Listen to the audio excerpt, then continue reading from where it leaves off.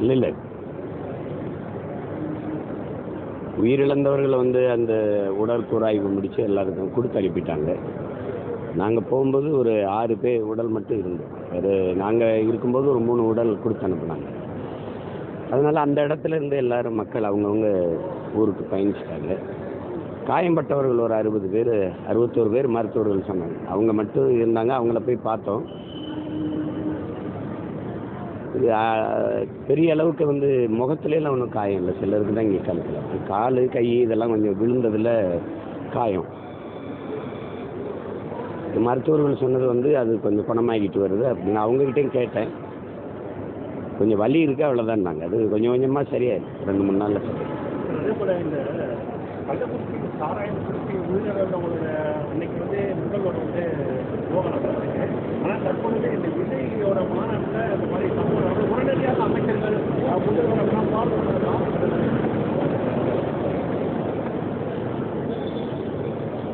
இது காரணம் என்னன்னு நீங்கள் இதுக்கு யார் காரணமோ அவங்கள தான் நீங்கள் கேட்கணும். நீங்கள் அண்ணன்ட்ட கேட்டு என்ன பதில்? அது அவங்க ஆட்சியில் நடந்துருது. ஏன்னா அதில் குற்றத்தை பொறுப்பேற்க வேண்டியது அவங்களாயிருவாங்க. இப்போ இது தம்பி விஜயோட கூட்டத்தில் நடந்தது. இப்போ அதே அவங்க கூட்டம்னா அப்புறம் அவர் எதிர்க்கிறாரு. சரி, அவர் கூட்டத்தில் நடந்துருது அப்படிங்கும்போது இவங்க உடனடியாக எல்லாரும் இயங்குறாங்க. இது யதார்த்தம் தானே. இதில் போய் பேசிட்டு இருக்கீங்க.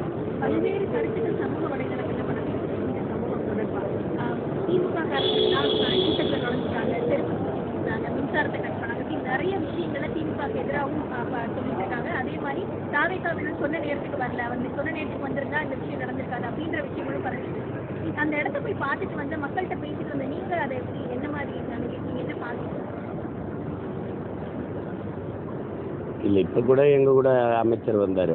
மின்துறை அமைச்சர் என்ன சொல்கிறாருன்னா, மின்கம்பத்தில் ஏறும்போது அவங்க ஆளுங்க தான் மின்சாரத்தை துண்டிங்கன்னு சத்தம் போட்டுருக்காங்க, கத்திருக்காங்க.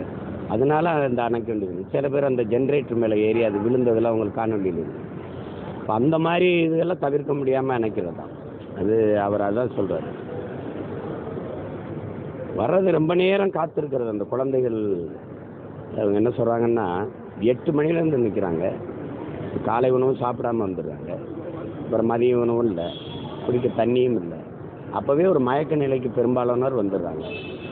போகலாம் அப்படின்னாலும் நெரிசலை கடந்து போக முடியல. அந்த மாதிரி சிக்கிக்கிட்டவங்க தான் ஏராளம்.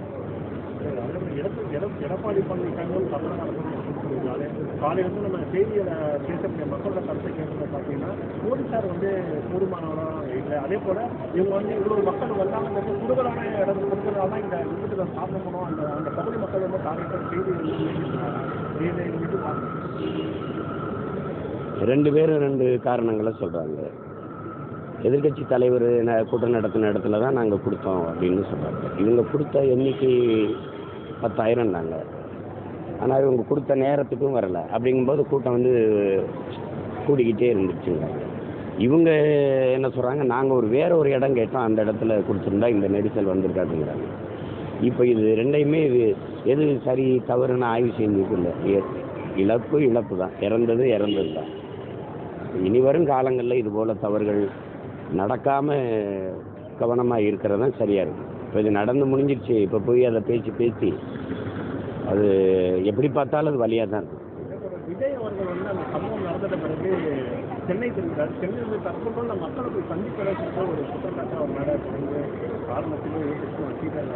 இதை நீங்கள் எப்படி பார்த்தீங்கன்னா அந்த இடத்துல சந்திச்சிருக்கணுமா என்ன? அது அந்த நேரத்தில் அவர் மனநிலை என்னவா இருந்திருக்குன்னு நம்ம யோசிக்கணும். ஒரு பதட்டமாக இருந்திருப்பார்ல. சரி, எப்படின்னு தெரியாமல் அவர் என்ன செய்யறதுன்னு தெரியாத ஒரு தடுமாற்றம் இருந்திருக்கும். எல்லாருக்குமே இருக்கிறது தான். இப்போ அதனால அதை போய் ஒரு குறைய சொல்லிட்டு இருக்க முடியாது. நம்ம ஏன் நீங்கள் போகல, அப்போ அவர் போகலைன்னா நாங்கள்லாம் போகிறோம்ல, தம்பி போகலைன்னா அண்ணம்பி பார்க்குறோம்ல. அதை போய் பெருசு பண்ணிட்டு போவார். போய் நீங்கள் ஏன் போகலை, அது ஒரு இது சொல்லிட்டு இருக்க முடியும்.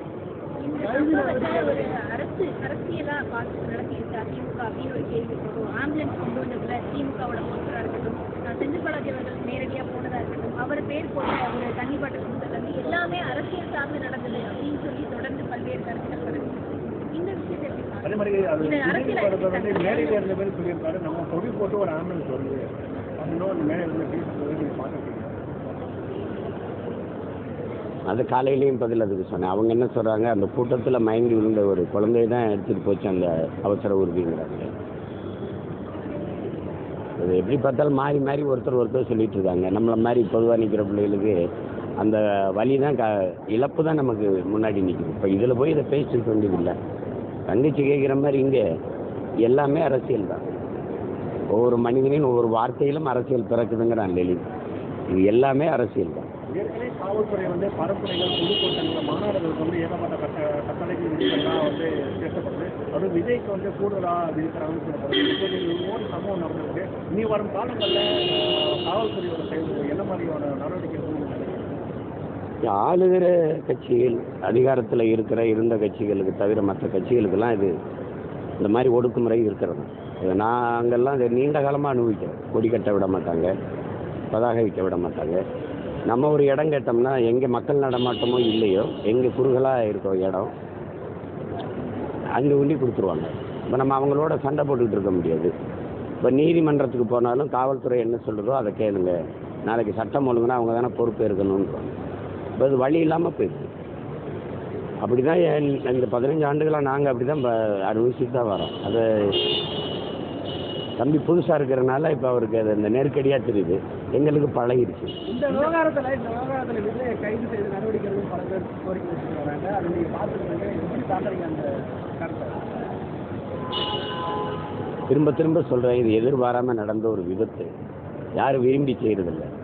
மக்களை கூட்டிகிட்டு வந்து வச்சு அவங்கள கொண்டு வரணுங்கிறது யாருக்கு நோக்கமா சொல்லுங்கள், நீங்கள் சொல்லுங்கள். இது ஒரு விபத்து. இப்போ நியாயமாக பார்த்தா இப்போ நம்மெல்லாம் இவ்வளோ வலியோடு பேசிகிட்டு இருக்கோம்ல, இதை விட அவருக்கு 2 மடங்கு காயம் இருக்கும், வேதனை இருக்கும். என்னடா நம்மளால் இப்படி நடந்துச்சு. அப்போ அதை போய் பேசி அவரை மேலும் மேலும் நம்ம எல்லாரையும் அந்த கட்சி பிள்ளைகளை எல்லாம் காயப்படுத்திக்கிட்டு இருக்கிறது நல்லா இருக்கு. நடந்துருச்சு. விஜய்க்கு நீங்கள் கூட நினைக்கிறீங்க, என்ன கூட நினைக்கிறீங்க? உங்கள் தரப்பு விஜய்க்கு ஒரு அறிவுரைனா என்ன இல்லை, இந்த மாதிரி அணுகுமுறையை மாற்றிக்கிற வேண்டியதுதான். இப்போ நீங்கள் ஒரு குறுகலான தெருக்களில் போய் கூடுறது இருக்குல்ல, அது சரியாக வராது. அது எப்போவுமே சரியாக வராது. ஒரு இடத்த வாங்கி பொதுக்கூட்டம் மாதிரி சின்னதாக, இப்போ 3 இடத்துலன்னா 3 சின்ன பொதுக்கூட்டம் மாதிரி எடுத்து அவங்க நாற்காலி போட்டால் உட்காந்துருவாங்க. இதெல்லாம் நிற்கணும், ரொம்ப நேரம் நிற்க வேண்டியது இருக்குல்ல. அப்போ இவர் சரி அந்த மேடையில் போய் ஏறி பேசிட்டு அப்படி பார்த்துட்டு போயிட்டாருன்னா இந்த நெருக்கடிகள் வராது. இப்போ எனக்கு ஒரு கூட்டம் வருது இல்லை, அந்த கூட்டம் நாங்கள் உட்கார வச்சிடுறோம். ஒரு சந்துக்குள்ள எல்லாரையும் நிற்க வச்சு பேசுனா நெரிசலாக தான் இருக்கும்.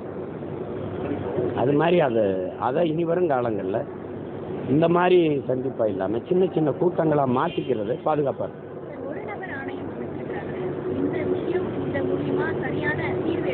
அது தங்கச்சி அது பயன் தராது. அதிகாரத்தில் இருக்கிறவங்க போட்டாங்கன்னா இப்போ நீங்கள் யாருக்கு எந்த மாதிரி அந்த அறிக்கை வரும்னு நினைக்கிறீங்க? ஏற்கனவே உங்களுக்கு எத்தனை ஒரு நபர் நீதிபதி அறிக்கையை நீங்கள் பார்த்துருக்கீங்க? சரி, தூத்துக்குடி துப்பாக்கி சூட்டில் இதே அம்மா அருணா ஜெகதீசன் தாக்கல் செஞ்ச அறிக்கை என்னாச்சு? அதுக்கு நடவடிக்கை என்னாச்சு? அது ஒரு அந்த பிரச்சனையை அப்படியே நகர்த்துறதான் நினைச்சு அது உங்களுக்கு எத்தனை முன்மாதிரி இருக்குது, அதை பேசி பயன்.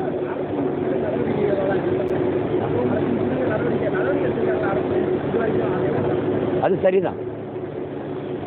அப்படி இருந்தும் கூட அம்மா தமிழிசை சத்தம் போட்டிருந்தாங்க. முதல்வர் வரும்போது ஒரு 30 உடலை உடனடியாக கூராய்வு செஞ்சு அனுப்பிட்டாங்க. மற்றபடி அந்த 9 உடலுக்கு ரொம்ப நேரம் ஆயிடுச்சு. உறவினர்கள்லாம் இது பண்ணாங்க. அப்புறம் அம்மா கூட போய் நம்மளோட சத்தம் போட்டேன், ஏன் இவ்வளோ காலதாமதிக்கிறீங்கன்னு சொன்னாங்க தமிழிசை அம்மா. ஆனால் நான் போகும்போது அதை செஞ்சு 3 உடலை கொடுத்துட்டாங்க, என் முன்னாடியே கொடுத்தாங்க. அப்புறம் மற்றபடி முடிச்சு அனுப்பிடுவாங்க.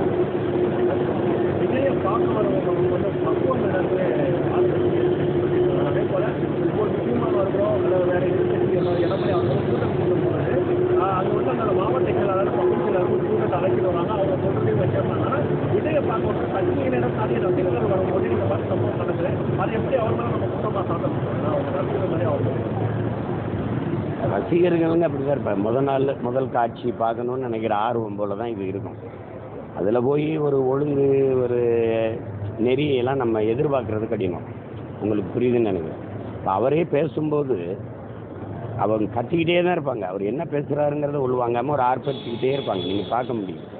அதுதான் ரசிகர்கள் மனநிலை. அது கொஞ்ச நாளைக்கு அப்படி இருக்கும். திரும்ப திரும்ப அதே நடிகரை ஒரு 2 தடவை 3 தடவை பார்த்துட்டாங்கன்னா பயன்பாடு தான். யூட்டிலிட்டின்னு எனக்கு ஒரு பாடம் இருக்குது. அதில் பயன்பாடு. முதல் மாம்பழம் சாப்பிடும்போது அதனுடைய சுவையின் அளவு என்ன, அதே மாம்பழத்தை 5வது மாம்பழம் 2வது 3வது 4வது 5வது மாம்பழம் சாப்பிடும்போது முதல் மாம்பழத்தில் இருந்த சுவை 5வது மாம்பழம் சாப்பிடும்போது இருக்காது. அதே மாம்பழம் தான்.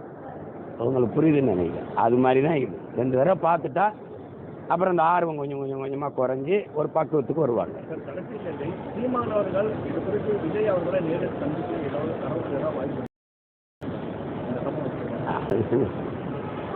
ஏற்பட்டால் சந்தித்து ஒரு தைரியம் சொல்லிக்கிறேன், ஆறுதல் சொல்லுங்கள். அண்ணன் தம்பி சந்திக்க நாங்கள் சந்திச்சவங்க தானே. இப்போ அவர் ஒரு பக்கம் பயணம் போகிறாரு, நான் ஒரு பக்கம் பயணம் போகிறேன். சந்திப்போம். எல்லாம் நம்ம ஆளுங்க தான், கூட இருக்க ஆளுங்கள்லாம். அது ஒன்று.